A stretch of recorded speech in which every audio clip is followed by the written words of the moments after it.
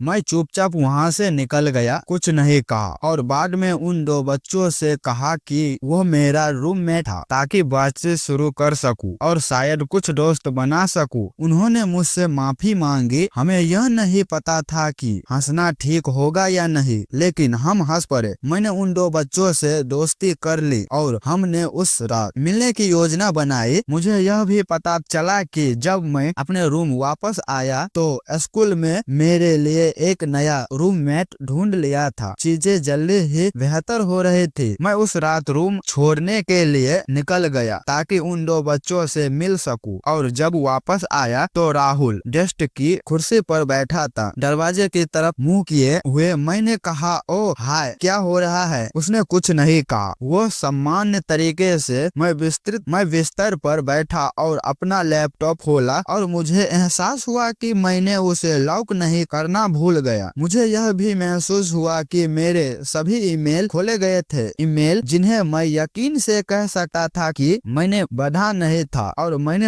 मेरे कुछ फोल्डर भी खोले गए थे। राहुल ने मेरे लैपटॉप में झांककर देखता था। जब मैंने उससे पूछा कि क्या उसने किया तो उसने नहीं कहा। बहुत जोर से जैसे ही मैंने सवाल खत्म किया, मैं उसे किताब की तरफ पढ़ सकता था। यह डरावना लड़का सच में मेरे लैपटॉप में झांक रहा था जब मैं बाहर था। मुझे पता था कि उसने यह किया, लेकिन मैं उस पर कोई कार्रवाई नहीं की। मैं सोने के लिए तैयार था तो जब मैं अपने बिस्तर पर अपनी पजामा खोलने गया तो मुझे महसूस हुआ कि मेरे कपड़े भी हिलाए गए थे। मुझे पता था कि मैं कल तक यहाँ से चल ना जाऊंगा, तो मैंने कुछ नहीं कहा। मैं रात के बीच में उठा और एक जीप की आवाज सुनी। मैं बैठा और देखा कि राहुल जमीन पर बैठा था, मेरे बैग में झांक रहा था। मैंने लैंप जलाया और इस बार उसे इस बारे में सामान्य किया। उसने बेवकूफी से कहा, मुझे लगता है कि तुम्हारे पास मेरी टूथब्रश गलती से है। यह अब तक की सबसे चतुर बात थी जो उसने कही थी। फिर भी मुझे पता था कि उसमें कुछ गलत है, इसीलिए मैं इसके साथ शारीरिक रूप से भिड़ नहीं सकता था। अगले दिन मैंने उसे बिल्डिंग में अपने नए रूममेट से मुलाकात की और सब कुछ ठीक रहा। रविवार रात मेरे नए रूममेट से एक अच्छा बातचीत करने के बाद, जो कोई सोशल बुटफलैम नहीं था लेकिन राहुल से कोई गुना बेहतर था, हम दोनों ने अपनी बतिया बंद की और सोने गए। तीसरी रात मुझे रात के किसी अजीब समय में फिर से एक अजीब आवाज सुनाई दी। यह एक अजीब क्लिक की आवाज थी। यह लगातार नहीं थी, लेकिन मुझे इसे हर 30 सेकंड में कम से कम 2 बार सुनाई सकता था। मैं उठा यह सोचते हुए कि शायद कोई बैग कमजोर फर्श बैग पर दबाव डाल रहा है, फिर कोई चूहा है। लेकिन जब मैंने कमरे का निरीक्षण किया तो मुझे एहसास हुआ कि आवाज अक्सर मैं हमारे दरवाजे के किसी तरफ से आ रही थी। कॉमन एरिया में रात का लाइट हमेशा जलता था, इसीलिए जब मैंने पिप हॉल से देखा तो मैं उस व्यक्ति के सिर के बाल देख सका जो हमारे दरवाजे के बाहर खड़ा था। वह नीचे देख रहा था, इसीलिए मैं उसका चेहरा नहीं देख सका था। लेकिन अब जब मैंने ध्यान दिया तो मुझे एहसास हुआ कि ये किले की आवाज दरवाजे के लॉक से आती थी। मुझे यकीन था कि वो व्यक्ति दरवाजा खोलने की कोशिश कर रहा था। मैंने कैंपस पुलिस डिपार्टमेंट का नंबर डायल किया और वे 5 मिनट के भीतर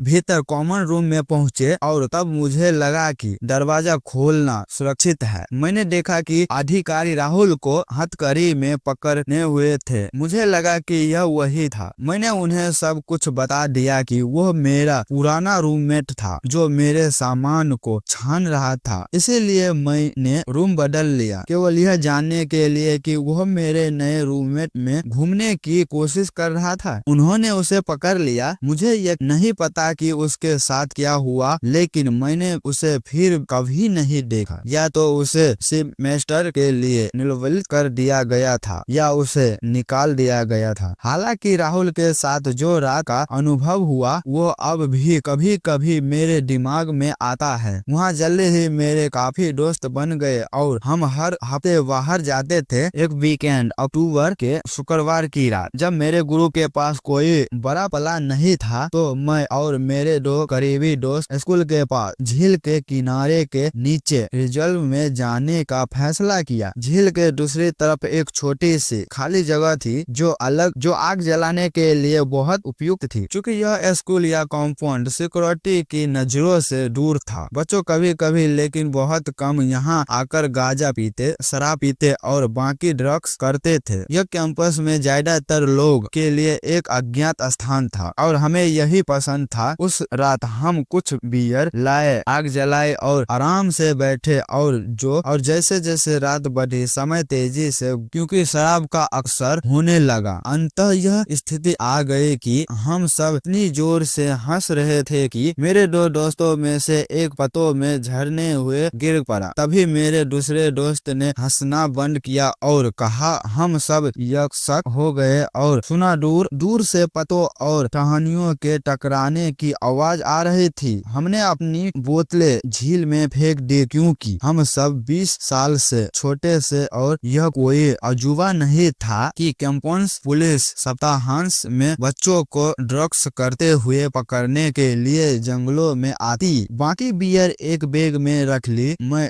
हल्का नशे में था, इसीलिए मेरी नशेवल ज्यादा थी। यह शायद हम सभी के लिए सच था, अगर हमें जंगल से गुजरने वालों के लिए उजागर कर रही थी।